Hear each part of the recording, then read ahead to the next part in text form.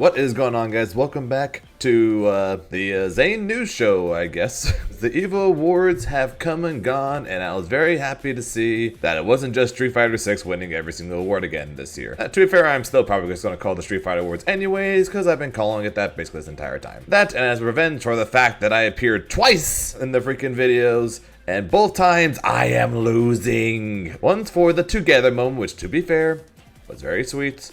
And it's a very good message, but my appearance was me literally right after I lost EVO. And the other time, when Paragon got their nomination for Best Online Tournament Series, why did they have to show me freaking gain EVO Moment 37 during Fatal Fury? Who cares about all that, because we got announcements! Then the 2 days afterwards, we got another announcement. Let's start from the beginning. What came first, and that was Avatar Legends. So, what did you guys think, though, when you heard that Avatar Legends was going to have an announcement at the EVO Awards? Did you think it was going to be showing off Sokka? Did you think it was going to be showing off Azula? Maybe if we're lucky we get a release date? How about all the above? And then we take it another step further than that. Because not only did we get all three of those things, we got the entire base roster. So to go along with the 7 that we already knew of Aang, Katara, Zuko, Toph, Korra, Sokka, and Azula, we are rounding out the roster with Zahir, Fire Lord Ozai, Avatar Kyoshi. I know, I'm kind of surprised by that one too. And then an Avatar state version of both Aang and Korra. What's different about them compared to the original versions? I don't know. We'll find out at some point, but I guess we're going full Dragon Ball FighterZ with this one. We're going to get all the avatars in all of their states. Kinda disappointing, namely because of the fact that, as I'm sure a lot of people were hoping for, there is oddly no Iroh. Maybe they're saving him as a keep playing our game, first DLC character Iroh come play the game? Potentially. What we've seen for the gameplay of Sokka and Azula. Azula looks really cool. So she's probably going to be one of the characters I'm going to look at to potentially play when the game comes out, which is July 2nd. It's no more just sometime this summer. We have an official release date, and it's honestly not that far away. Like it's going to be out after Invincible, but actually before Marvel. I was already pretty excited for the game, and now I'm even more so. But at the end of the EVO Awards, though, the show did close out with one other announcement, and that was the final roster spot for Invincible Versus that was slowly drained over the course of the show from a giant container full of blood. I didn't see Invincible Versus, so take that as you will, I guess, with how they did it. But Conquest came from it, and will be taking the 18th and final roster spot for Invincible Versus.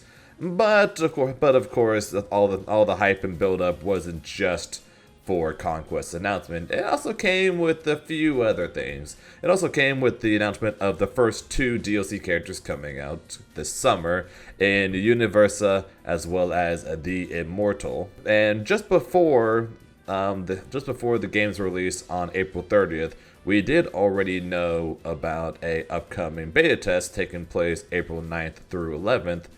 But they gave us something a little extra and a little bit more motivation to go and play the beta test. Really special. The top 20 players in our rank mode at the end of beta are going to make it into our credits. That's right. I gotta say, of all the ways to get people to try out your beta test, that's a pretty good one. But that was just for the EVO Awards, though. We did also get the announcement of the release date for Riot's newest DLC character for 2XKO in Akali. Going into this trailer, Akali was probably is the most hyped champion that is currently being added to the game up to this point. And after watching the trailer, in complete honesty, I could not follow anything that was going on during that trailer. Trailers are normally short, relatively straight to the point, show off some of the mechanics, show off some of their moves, and just try to get people excited to try out and explore the character. Now, I've been playing Tag Fighters for basically as long as I've been playing fighting games. I have barely any clue what the hell was going on during that trailer. Between possibly having a DP like Invincible uppercut assist, multiple kunai throws, The fact that the kunai can OTG, that she can looks like she can cancel kunai into kunai for potential tag or potential puppet options. Multiple different lariats for multiple side switches mid combo.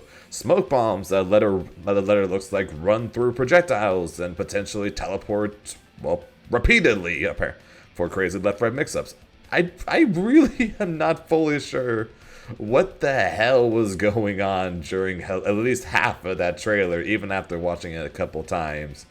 And holy crap am I excited for that, excited for it. So she releases April 7th, and based on what I've been seeing from the general reactions from people for the trailer, the hype is real for this character. Like I said, she was already probably the most hyped character, most hyped champion that has been announced up to this point. And the trailer seems to only be adding to that fact. Everyone seems to love everything that's going on with her. She looks absolutely insane. I can only hope that she ends up being as cool and fun to play when we actually get our hands on the game when looking compared to just watching the trailer. And if so, which fingers crossed it is, Akali is calling my name. As long as there's no balance patch that comes with it that kills Ari, right? It's absolutely ridiculous the amount of things that are coming from what was just announced this weekend to all the stuff that was announced at the Arc World Tour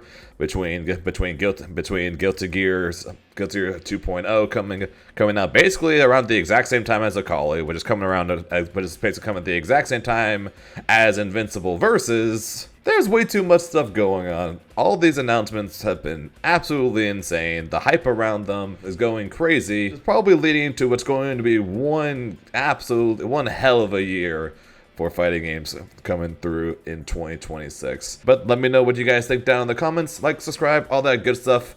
And hopefully we'll see at least some of you guys in the end credits of Invincible Versus.